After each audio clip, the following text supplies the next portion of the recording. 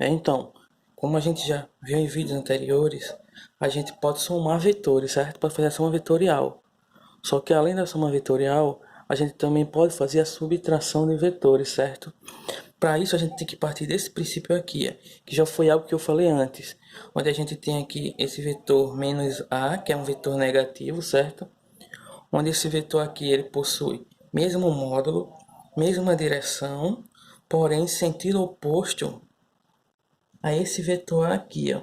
Ou seja, se esse vetor A ele aponta nessa direção e nesse sentido, esse vetor B, esse outro vetor aqui menos A, vai apontar nessa direção e nesse sentido, certo?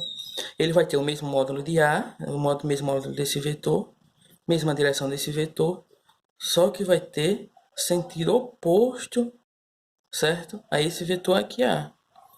Então, para a gente representar agora, partindo desse princípio aqui, a soma vetorial entre dois vetores, a gente representa desse modo aqui, certo? Então, a subtração vetorial entre esses dois vetores, partindo desse princípio aqui, a gente pode representar do seguinte modo: o vetor A mais menos o vetor B, porque como a gente viu, fica desse modo aqui, se a gente partir desse princípio aqui, ok? E para a gente deixar bem mais claro aqui essa subtração vetorial, a gente pode partir desse esquema aqui que a gente tem aqui embaixo, onde a gente tem aqui esses dois vetores, certo? O vetor A e o vetor B, onde a gente tem aqui a subtração entre esses dois vetores, certo? Ou seja, a gente quer subtrair o vetor B do vetor A, ou a gente representa desse modo aqui, que esse modo é equivalente a esse aqui de cima, ou também a gente pode representar ele do seguinte modo. A gente coloca aqui o vetor A com o mesmo módulo, mesma direção e mesmo sentido. O passo seguinte agora, a gente substitui aqui esse sinal pelo sinal positivo, certo? Troca o sentido do vetor B, certo? Troquei o sentido do vetor B. Eu atribuo o sinal aqui ao vetor B. Isso aqui é a mesma coisa que isso aqui, que é a mesma coisa que isso aqui, ó. Certo?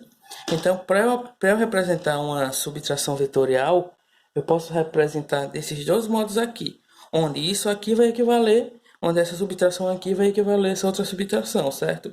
E disso aqui que a gente viu, a gente tira aqui o vetor A mais menos o vetor B, certo?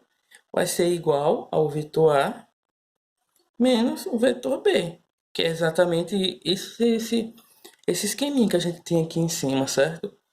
E para a gente fazer realmente aqui a subtração desses dois vetores, partindo daquelas regras que a gente viu lá da regra do polígono, a gente pode fazer o seguinte: ou a gente parte desse aqui ou desse outro aqui. Não vai mudar muita coisa, certo? A única coisa aqui que vai mudar nesses dois casos é que se a gente partir desse princípio aqui, a gente tem que colocar a origem do vetor B na extremidade do vetor A. Se a gente fizer desse outro modo aqui, a gente tem que colocar a extremidade do vetor B na extremidade do vetor A. Só que isso aqui sempre vai estar o mesmo vetor. Sempre vai dar a diferença vetorial entre esses dois vetores, independente do modo que a gente faça. A gente partindo desse modo aqui, ou a gente partindo desse outro modo aqui. Vai ficar mais ou menos assim, ó. Certo? Supondo que a gente parta desse primeiro modo aqui. Nesse primeiro modo aqui, como eu já falei, a gente vai primeiro desenhar aqui o vetor A, certo? Com o mesmo módulo, mesma direção e mesmo sentido. Agora a gente pega o vetor B, coloca ele aqui na extremidade de A, leva ele até lá, até onde ele tem um módulo, certo? Coloca o sinal que vem aqui junto com ele. E para a gente achar o vetor resultante dessa subtração aqui, a gente tem que traçar um vetor que parte do vetor A até o vetor B, certo? Onde esse vetor aqui vai ser o vetor A mais menos o vetor B. que isso aqui ainda pode ser representado A menos B, o vetor A menos o vetor B, certo? Esse esqueminha aqui, partindo desse princípio, certo?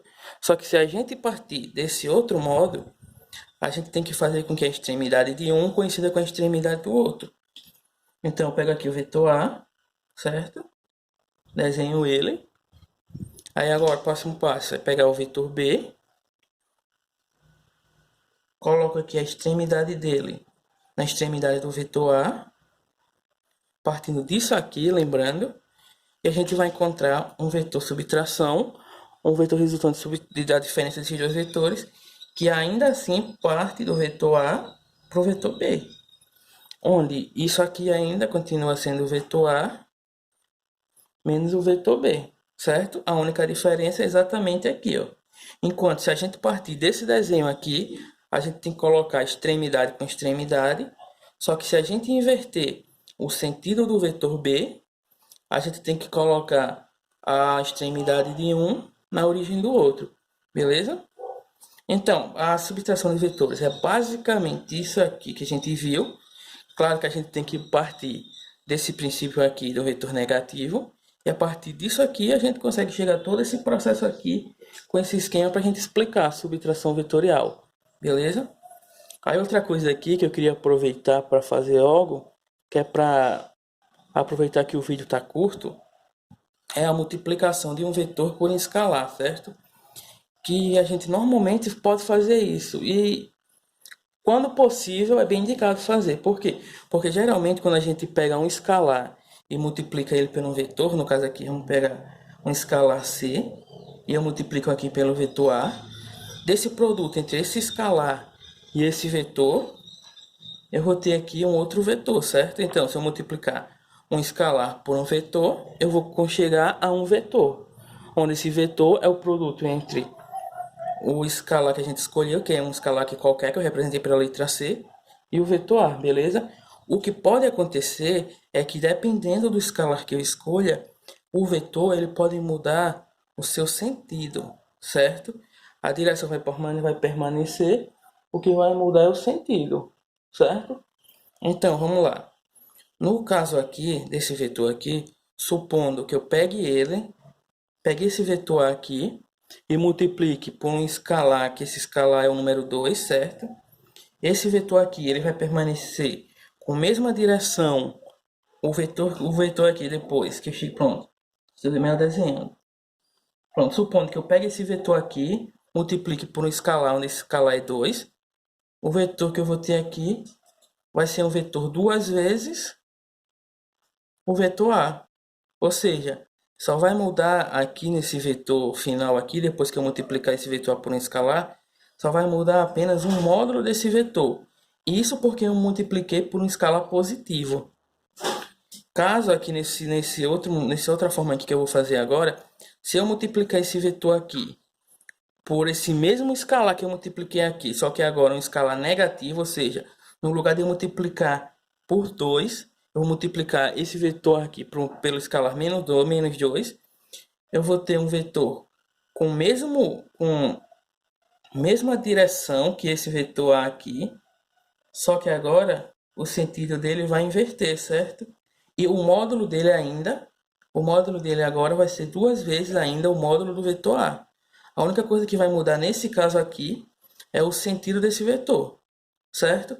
Então, se eu multiplicar por um escalar positivo, permanece desse mesmo jeito aqui, com a mesma direção, mesmo sentido, só que nesse caso, quando eu multipliquei pelo escalar 2, esse vetor aqui, o próximo vetor, no caso aqui, que eu peguei esse vetor e multipliquei ele por duas vezes, nós vamos ter então, em relação a esse vetor, um vetor que é o dobro do vetor A, por conta aqui desse escalar, certo? Onde o vetor, que eu vou chamar aqui de vetor W, vai ser igual a duas vezes o vetor A, onde esse vetor vai ser um vetor que aponta nessa direção, nesse sentido, e vai ter duas vezes o módulo do vetor A. Já nesse outro caso aqui, eu também vou ter aqui esse vetor, um vetor Z, vou ter um vetor Z, onde esse vetor Z vai ser menos duas vezes o vetor A, onde esse sinal aqui está indicando apenas que o produto entre o escalar que eu escolhi, que é -2, e o vetor lá inicial, ele dobrou o módulo, permaneceu na mesma direção, o que alterou aqui foi o sentido, que antes, certo? Então, nesse vídeo aqui de hoje vai ser apenas subtração e essa parte aqui de multiplicação de um vetor. Aí no próximo eu começo a parte de componente vetorial. E valeu!